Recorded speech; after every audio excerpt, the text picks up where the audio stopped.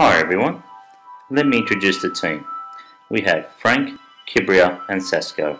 Welcome to our storyboard presentation on the change management within the Ford Motor Company and in particular the change agent by the name of Alan Mulally. The Ford Motor Company was created in 1903 by Henry Ford. By 1909, Ford was producing roughly 18,000 vehicles a year. By 1925, Ford had expanded overseas, and as of today, Ford is ranked third highest automobile sales throughout the world. In 1896, Henry Ford built his first vehicle. It was on a buggy frame with 4 bicycle wheels. By 1913, Ford introduced the world's first moving assembly line that year. By 1970, Ford establishes the Asia Pacific auto operations and expands heavily across Europe. Ford also introduces the retractable seat belts across all Ford ranges. By 2013, competition had increased and the consumers' behaviours have also changed. Consumers are becoming more concerned around energy and efficiency. Ford has shifted its focus from large car manufacturing to that of a small car. Okay, let's go back to a critical period for Ford, which was back in 2006. There were political issues, government regulations such as water and air pollution standards, disgruntled employees, issues with the automotive union over pay increases. Consumers are also becoming concerned around energy efficiency and environmentalists push towards more hybrid vehicles.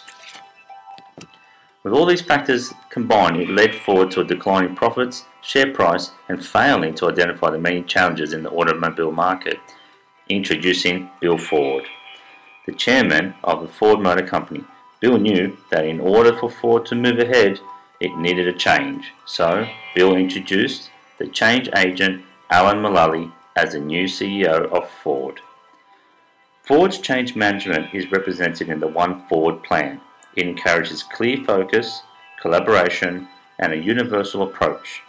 The need to align employees' efforts towards a common definition of success. One team, one plan, the one goal. Alan stated his visions, benefits, purpose, and reasons of each change proposal to company stakeholders.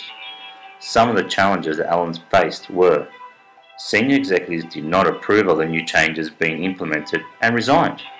New empowerment processes changing the organisation culture. Trying to get employees to go beyond the guidelines and snap out of their lethargic and bureaucratic style of functioning, yet still dependent on the very same people to understand the company business. Here are some of Alan's processes in order to overcome the resistance to change. Training and development of staff. Sharing of knowledge globally. Encourage more communication. Making sure that everyone is clear and concise on what they need to do. Communicate the benefits to employees. Receiving constructive criticism from surveys and open forum sessions. Okay, here are some of Alan's change management processes that he looked at. Production process and consolidating the production lines. These are very key and very important. Invested heavily on research and development in new technology, such as the hybrid engine. Removing some of the unprofitable and inefficient car models and basically, selling them for scrap.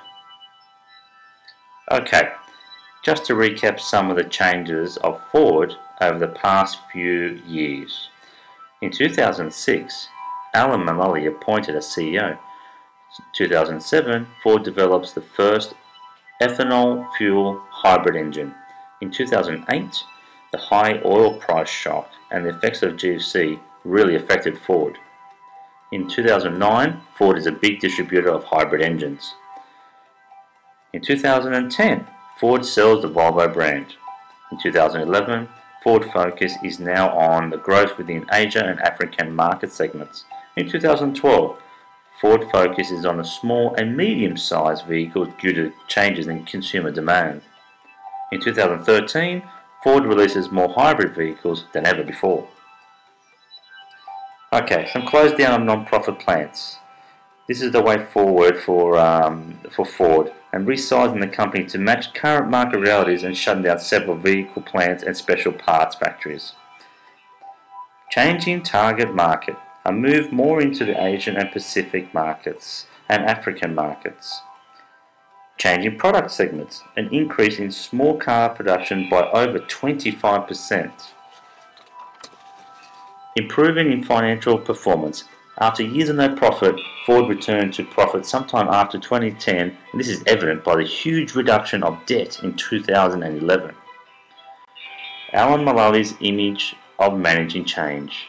It was to restructure the Ford Motor Group company, drive the organisation to a new form of direction under the One Ford plan, create more efficient organisations such as a better streamlined, more automatic process assembly line, and a change of product and market segmentation. So, what are some of the learning outcomes from this change management course? Well, we need to define the need for change, measure the change impact, communicate the change outcome, implement the change, control the change, and most importantly, we need to sustain the change. Thank you for listening, everyone. We hope you enjoyed the presentation. Wishing you all the best in your exams. That's goodbye from Frank, Kibria, and Sasko. Created using Powtoon.